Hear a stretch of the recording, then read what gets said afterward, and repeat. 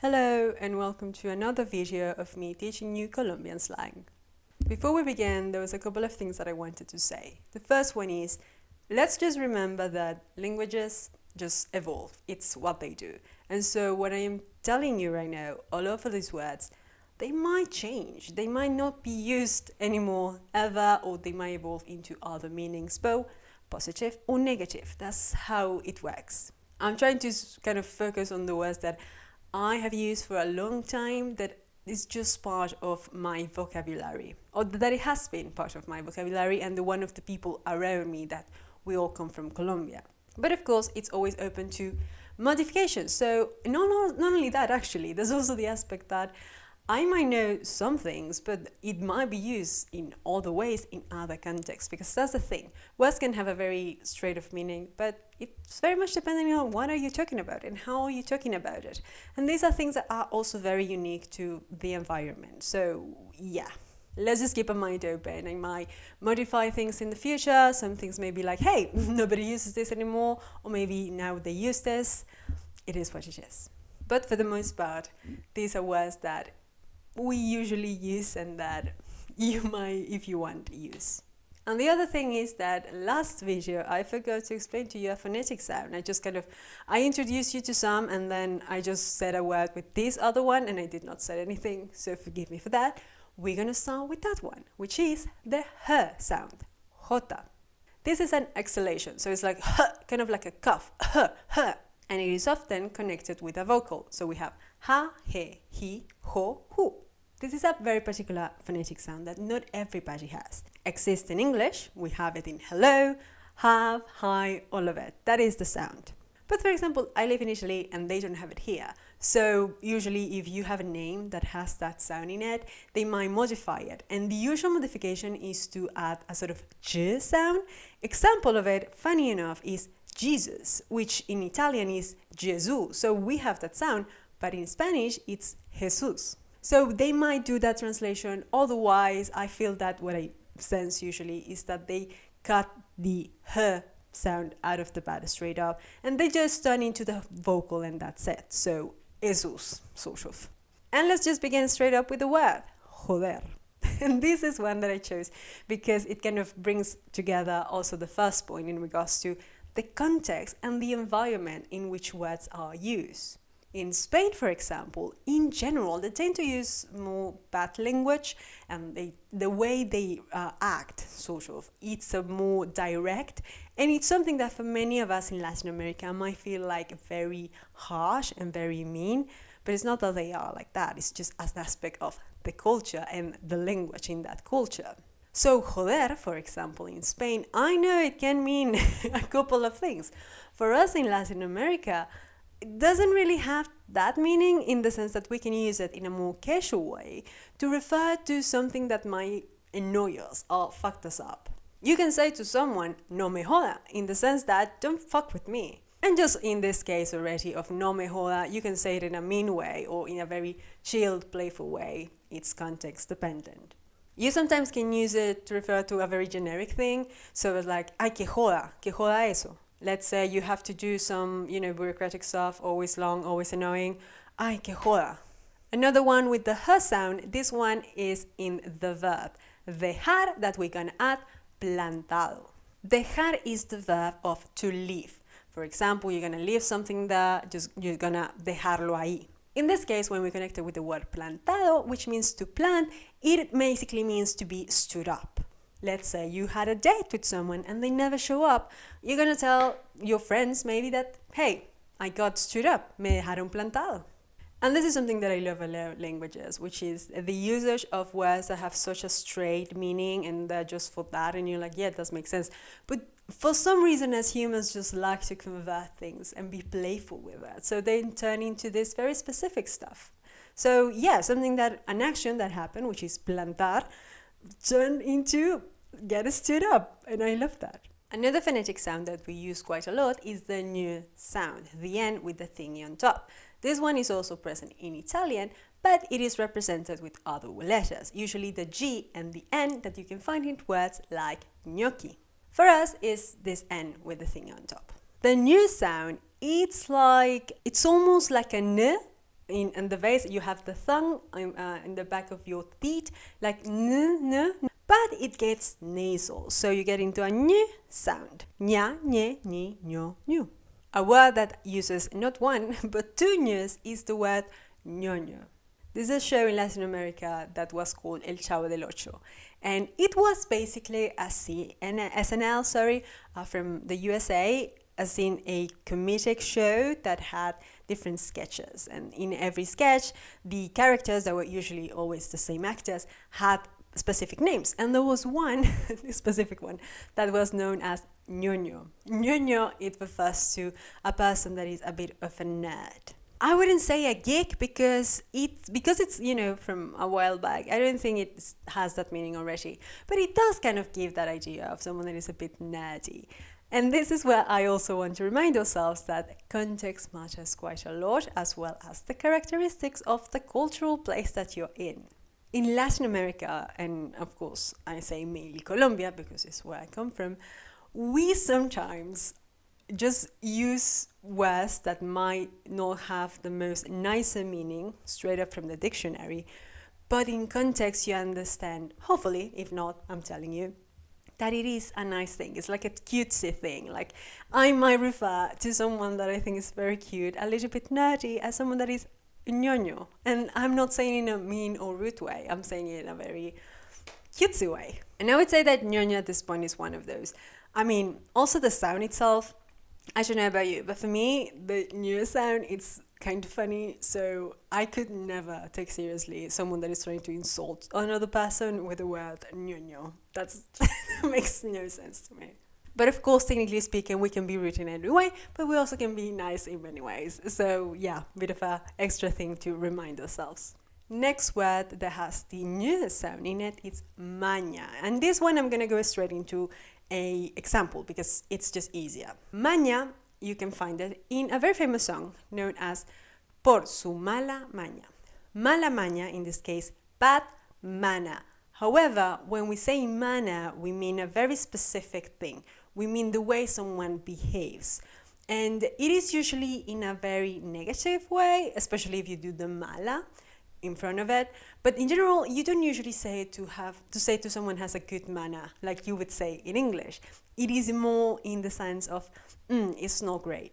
Even if, again, you don't use the bad in front of it, it usually refers to something that's not very nice. For example, there's someone that has a bit of an attitude, or maybe there's a way that they have about them that is not very nice, and you say, I don't know, tiene una maña que no me gusta.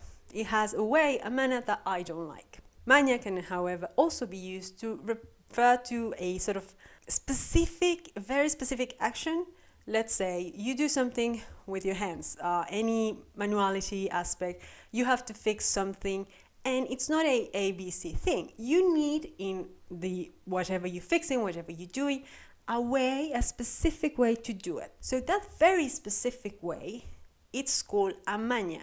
It's usually also with the diminutive, una mañita. So a very, very specific way to deal with a very, very specific thing. The example that comes to me on top of my head, it's the stoves, especially the old ones. Some of them are a little bit tricky to turn on. So the trick that you might learn, because you have to do it every time and you kind of learn to do it, that would be una mañita or una maña. In a similar way to dejar plantado, this is another example that I love it. So the word is desmenuzar. This is a verb that refers to pull apart. For example, you buy a whole chicken and to cook it, you have to pull it apart. So you're gonna desmenuzar el pollo. Right off the bat, like plantar, that's the direct translation and that's what it is. However, there is a way that you can refer to turning something into the most basic terms. For example, you need to explain something that's a bit complicated and confusing, and they tell you, okay, you know what, let's just turn it into the most simplest of terms, desmenuzarlo. So I don't know, if I ever met someone that knows about physics, I don't know anything about it, and it's really a hard subject for me. So I would tell them, hey, lovely, honestly, great, but could you explain it to me desmenuzadito? So very, very simple terms. Plus, both with maña and desmenuzar, I said also mañita and desmenuzadito. And this is something that you're going to find in most Latin American countries. We just love a diminutive. We just love it. You're going to find it basically with all sorts of words. It is usually used as a term of endearment, of course, but it's going to be present quite a lot. Don't get confused. It's not referring to anything particular other than the extra addition of a sort of cuteness. I call it that. Let's get into more specific Colombian things.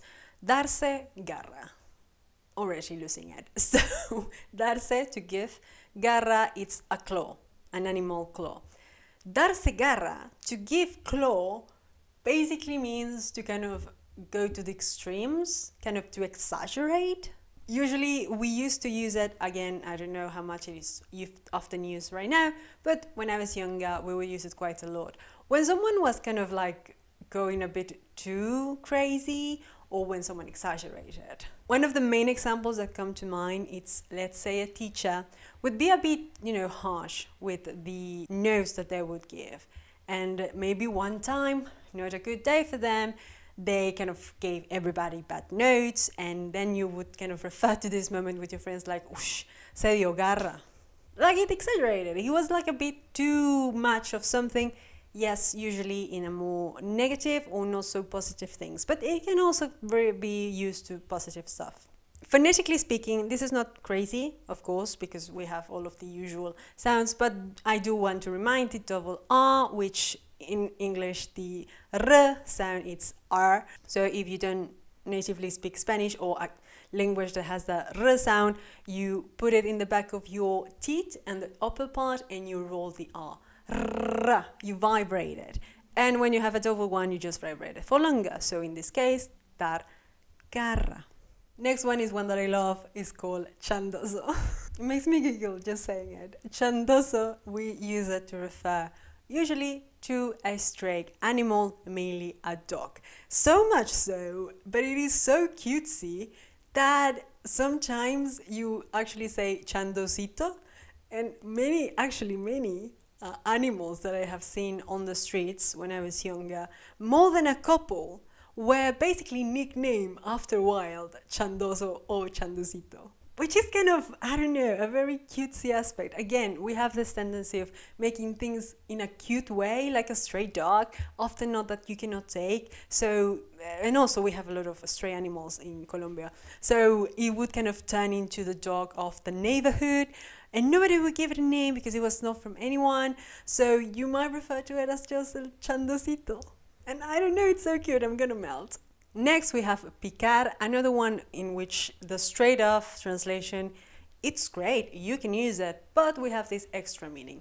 Picar means to basically to pick. Let's say, for example, a mosquito bite you.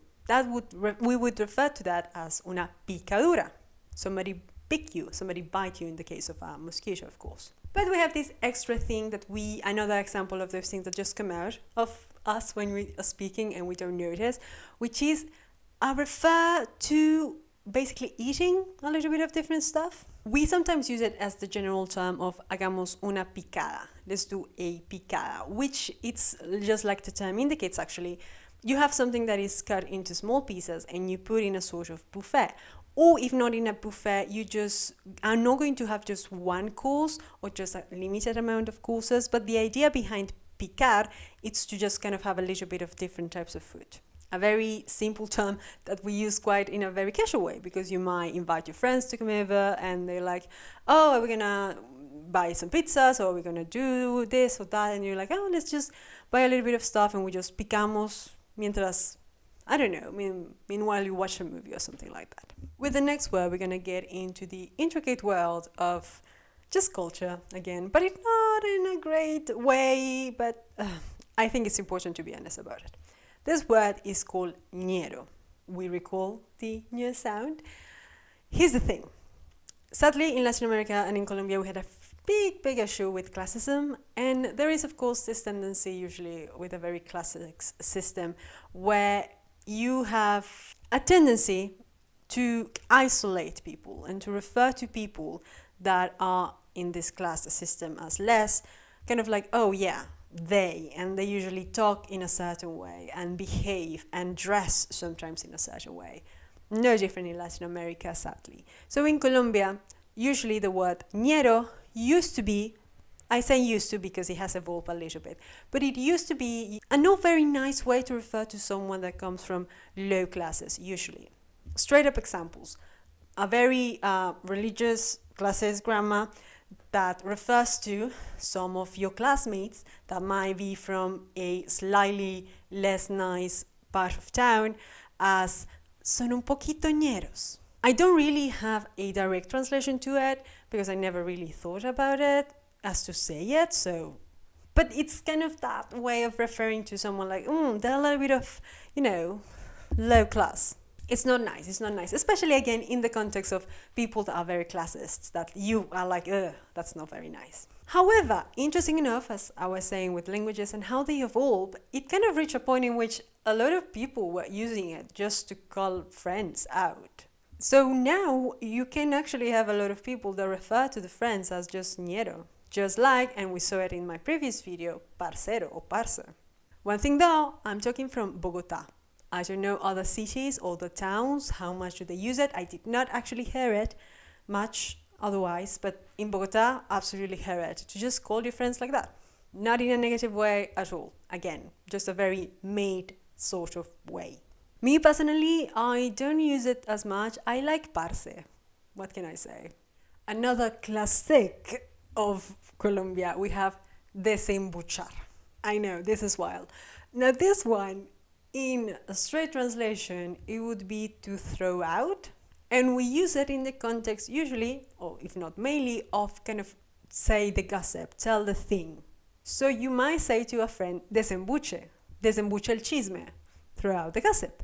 I just love languages. I love all of these words because, of course, you could have just said, hey, dime el chisme. Of course, why not? But no, we needed to go into a very specific word, a very fun sound. I just love the ch sound and just turn it into a straight up thing. Desembuche. Next word, teso. This is a fun one. And I actually made a video in regards to Colombian artists that I highly recommend. And one of the Colombian groups that I love is called Fruco y sus tesos. Tesos being the plural word of teso. It's an adjective that refers to a person that is very good at whatever they do. In the case of that music group, it basically refers to them being kind of the best at what they do, which is in that case, okay, playing music. But it can also refer not only to a person, like you can say to someone, uy, ese es un teso. A person that is very nice, that you just like, and they're kind of a nice vibe. So you say, esa persona, tesa. But it can also refer to a very generic type of thing, an action, a situation. You went to a concert or a party of anything. How was it? Yes, teso. Teso has some harshness into it that sadly I don't know if I can fully explain. But I do feel that it's very much connected with the word itself and the phonetics. La t sound is a very strong word. And so teso, yes, it refers to someone that's very nice, but in a situation that it's kind of strong in a way. It's a very particular type of good thing. The only way that I could kind of explain it to you is in the example that a concert of, let's say, Shakira would be nice, but it wouldn't be teso. Rock al Parque, that it is a festival that they do in Bogota that plays rock music, that would be a concert that it is teso. Because the kind of vibe of it is a different kind of fun vibe. And that's all I'm going to try to explain because I think otherwise I'm going to just ruin that. This one again makes me giggle. Tachi. This one, I'm sorry. This one I heard talking with some relatives and they just said it and I genuinely started laughing. And they were like, why are you laughing? And I was like, I just realized that word. We use it and it's so funny. So wait.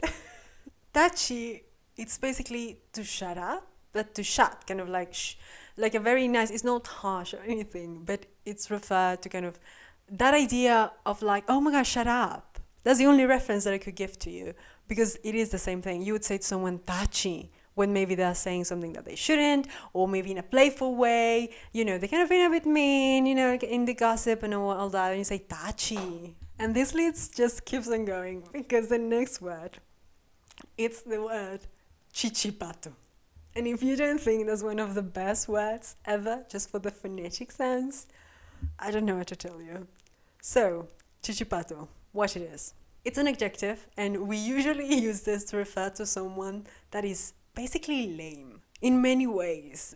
For example, you probably had that person that you met, and maybe they were trying a bit too much, and they would, I don't know, it was like, I don't think you know who you are, and you're kind of trying to have this vibe, and you're trying too much, and it's like, we're not buying it, and you would refer to this person as a chichipato. It's kind of lame. Yes, it could get very mean, but it's depending on the context and how you say it. But in a very simple way, you can say that someone is just chichipato. We laughed enough. Let's go back to serious business. This other word, it's an adjective, loba or lobo. Straight up translation, wolf, feminine and masculine.